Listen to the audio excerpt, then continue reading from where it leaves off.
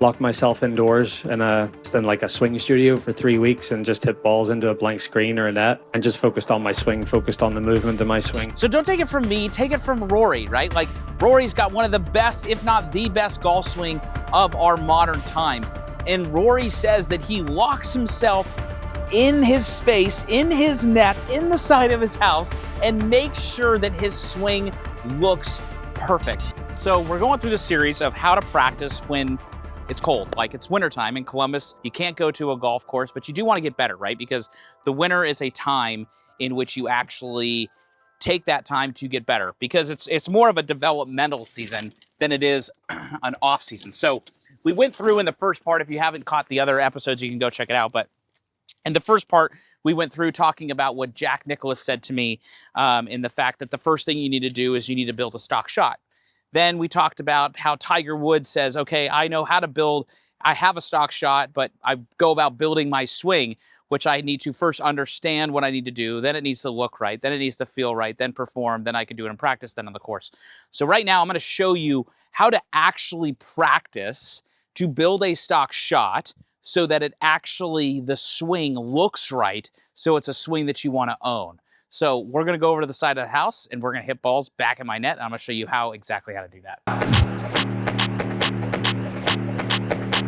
Now there's something very, very different about how I want to help you train a swing that looks better. And it's different than everything else you've ever learned. See, most times when you get a lesson or you work on your swing and you're working it, or you're watching a YouTube video and you're watching these YouTube videos and you're trying to capture a feeling. The problem is that you don't know what the feeling is. So the example would be if I were to, let's say, for example, talk to someone, I've got 3 amazing kids, and I was to tell a story about what it's like when you see your kids for the first time, and I give it in the utmost detail, like the first time you lay your eyes on your kid.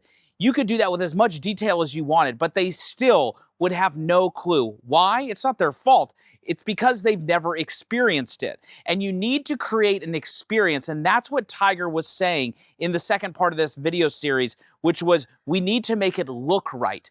But to make it look right, there's got to be ways that we do it so that when we're practicing, it looks absolutely perfect. So what we don't want to do is we don't want to make it so that when I'm teaching you how to make this thing look right inside your net return and you're hitting balls, we want to make it so that when you're hitting, it absolutely 100% looks right, and I'm not doing it through words. So what I mean by that is if I was going to teach you, or let's say if I was going to teach my daughter how to write the letter A, I wouldn't say, hey, Rennie, I want you to draw the capital letter A. I want you to draw a 2-inch line at a 45-degree angle with another 2-inch line at a 45-degree angle, and then connect the 2 45s with a line a third of the way down. And she'd have like no clue what I said. But if I said, Rennie, here's the letter A in a trace, I want you to trace the A and don't color outside the lines.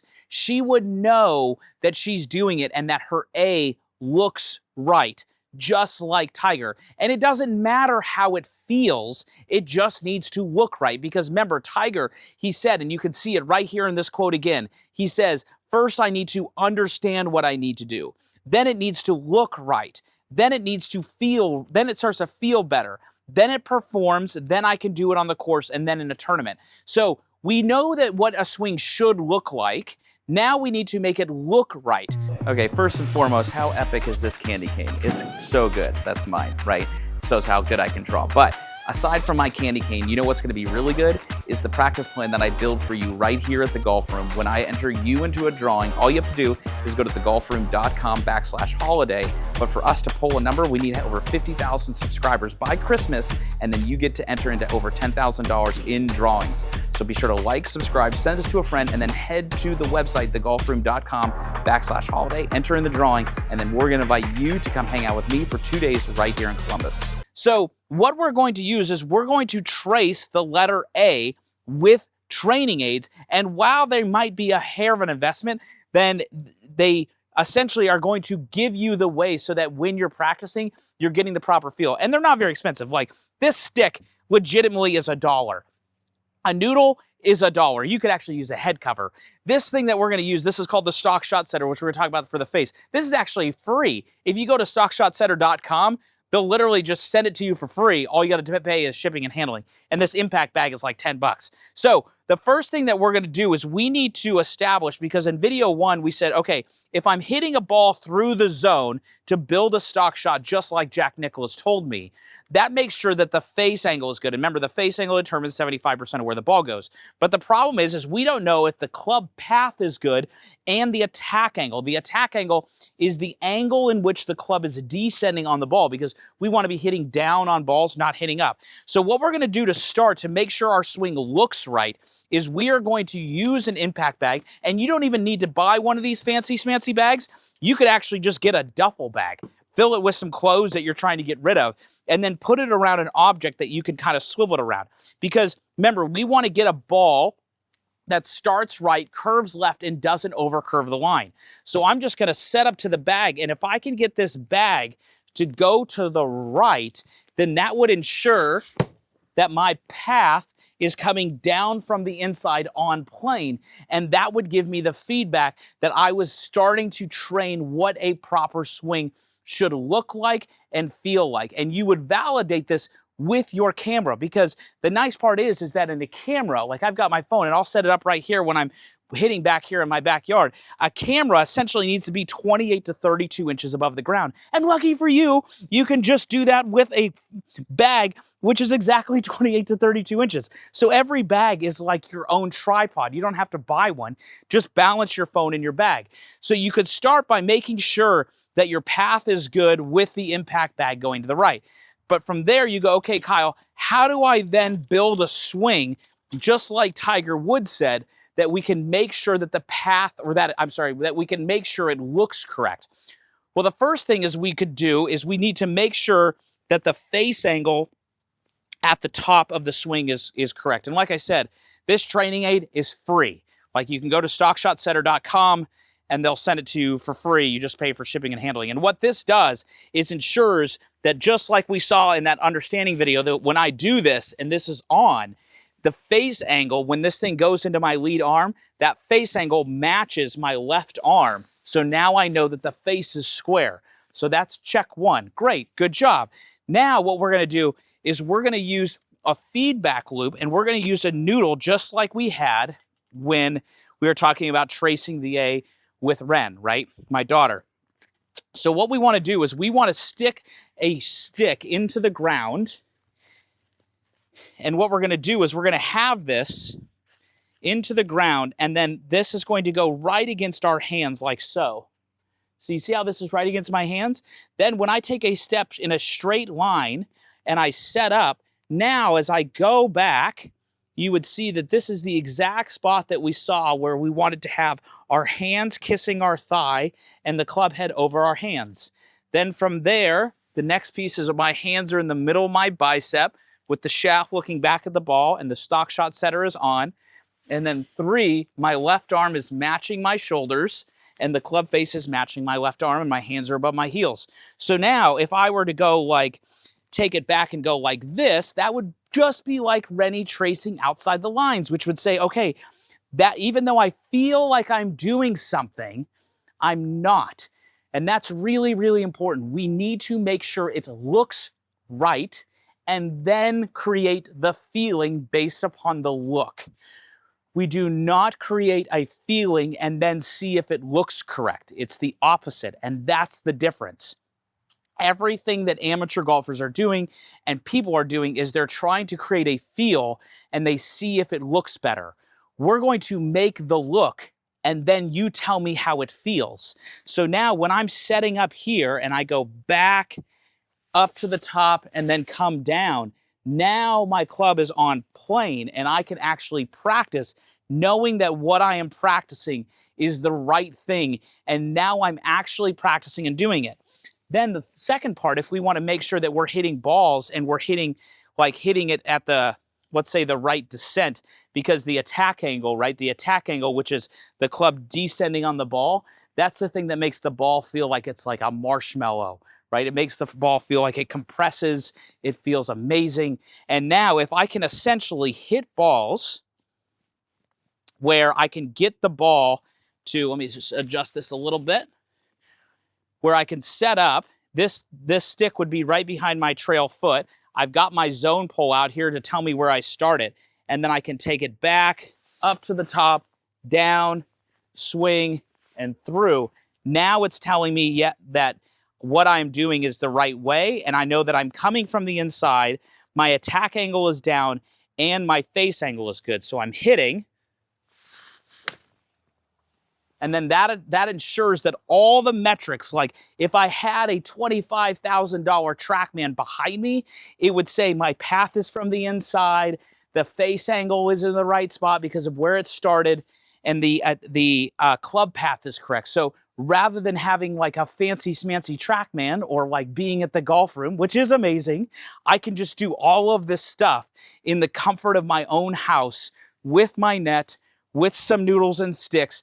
And now I would just do this, not until I do it right, but I would do it until I can't do it wrong.